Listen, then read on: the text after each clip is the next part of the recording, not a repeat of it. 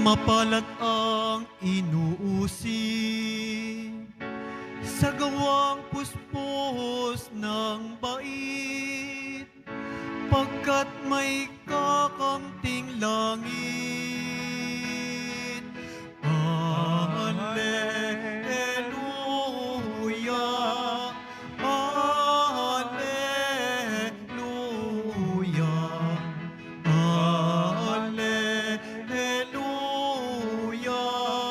Alleluia.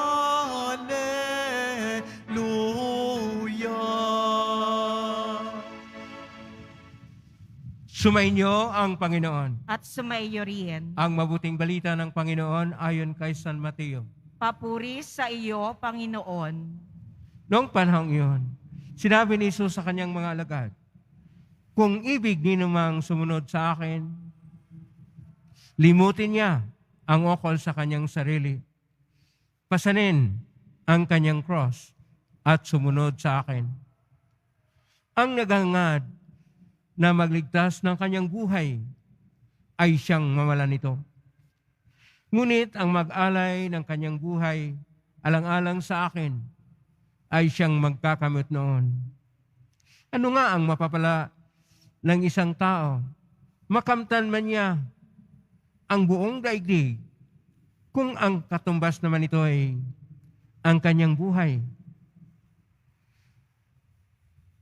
Ano ang maibayad ng tao para mabalik sa kanya ang kanyang buhay?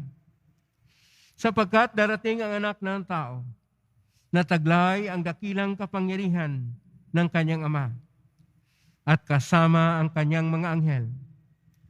Sa panahong yaoy, gagantihin niya ang bawat tao ayon sa kanyang nagawa. Sinasabi ko sa inyo, may ilan sa inyo rito na hindi mamatay hanggat hindi nila nakikita ang anak ng tao na pumarito bilang hari. Ang mabuting balita ng Panginoon. Pinupuri ka namin, Panginoong Heso Kristo. Magsiupo muna ang lahat. Isang mapagpalang araw po sa inyong lahat. Purihin po natin ang ating Pong Hesus Nazareno.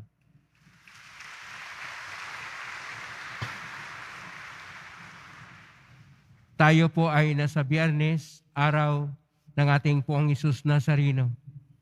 At ngayon ating ginugunita ang isa sa mga popular na mga santa, si Santa Clara ng Assisi. Santa Clara ng Assisi ay kilalang kilala sa atin sapagkat mayroon pa tayong mga kanta o awitin tungkol sa kanya. Siya ay pinanganak noong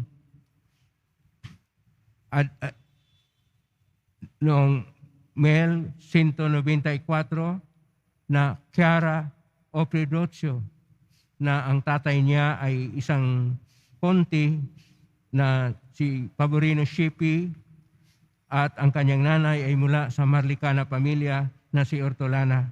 Ngunit kanya pong iniwan ito upang siya ay sumunod sa ginagawa ni San Francisco ng Assisi, ang mamuhay sa paghihirap at pagiging aba. Kaya siya ay nagpaputol ng buhok, pumasok sa isang monasteryo ng mga Benediktino, sa Bastia muna, pagkatapos nagpunta sa Damiano, na sa San Damiano, na kung saan doon nagsimula ang tinatawag nila na mga maralita na mga ginang, at tinatawag na ngayon na Ordo Sancti Clari o mga Clarissa o Clarissini.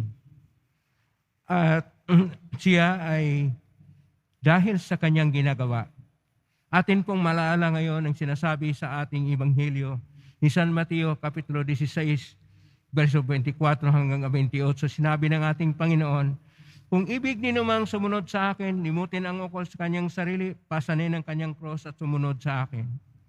Ito yung pagpapahalaga sa ating Panginoon. Kung minsan sa buhay natin, tinitingnan po natin, ano ba ang mahalaga o pinahalagahan natin sa buhay upang ito'y magiging parang investment sa buhay natin. Sapagkat atin pong tinitingnan, ano yung ating itinanim, ano yung ating inihasik, ay siya ring ating aanihin. Kaya kapag kung ano ang ating gusto at sinimulan sa buhay, tayo ay magkaroon ng isang ugali o pagkatao gaya ng ating ginagawa. At para kay Santa Clara, minamahal niya ang Panginoon, kaya iniwan niya ang maharlika na buhay at siya ay nagpakahirap. Kaya dito rin makikita natin na ang buhay natin ay isang pagkilala sa Diyos, gaya ng pagkilala at pagpakilala sa Kanya sa panahon ni Moises na mula sa ating unang pagbasa sa aklat ng Deuteronomio Kapitulo 4, verse 32 hanggang 40, sinasabi na sino ba ang may Diyos sa ibang mga tao na nagpakilala sa apoy at tumutulong sa pagligtas sa kanila mula sa kanilang pagkaalipin sa Ehipto, liban kay Yahweh na tunay na Diyos. At dahil dito atin pong makikita kung ano ang pinalagahan natin sa buhay, ay siyang magiging pagkatao natin.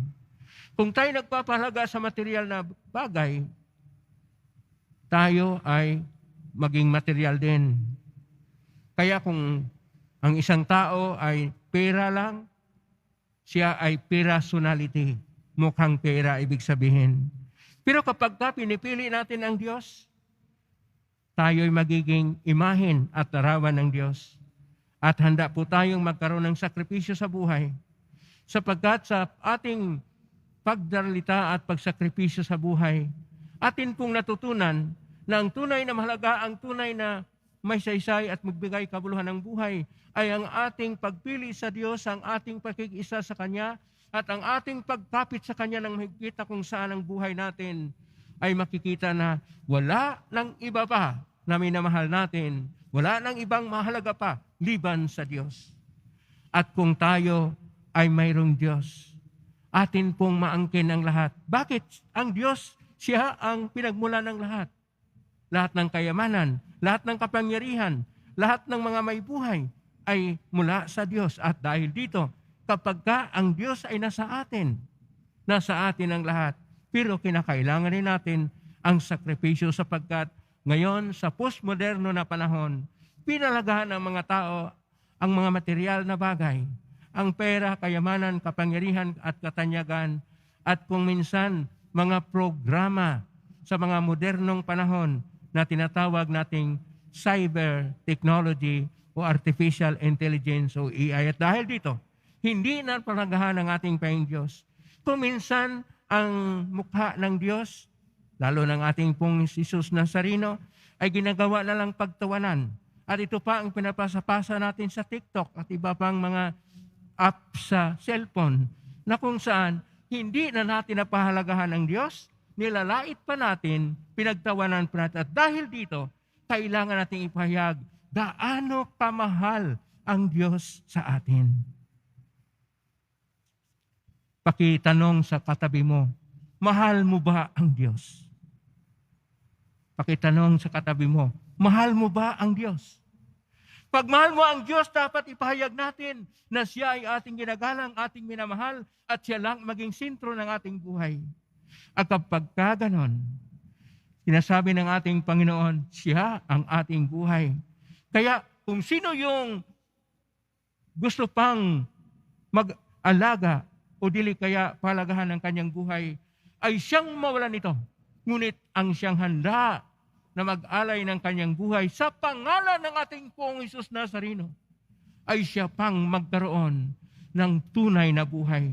Sapagkat sinasabi niya, Ebanghelyo San Juan, Kapitulo 10, Verso 10, ako'y naparito upang magdala ng buhay, at ito'y ganap at ikasya siya. Kapag ka siya'y sa ating puso, kapag ka siya ang sentro ng lahat sa atin, kapag ka siya ang ating pag-asa, kapag ka siya ang ating tunay na pag-ibig, tayo ay maging bahagi ng Diyos. Magkaroon tayo ng tunay na pagpahalaga sa buhay natin sapagkat may Diyos.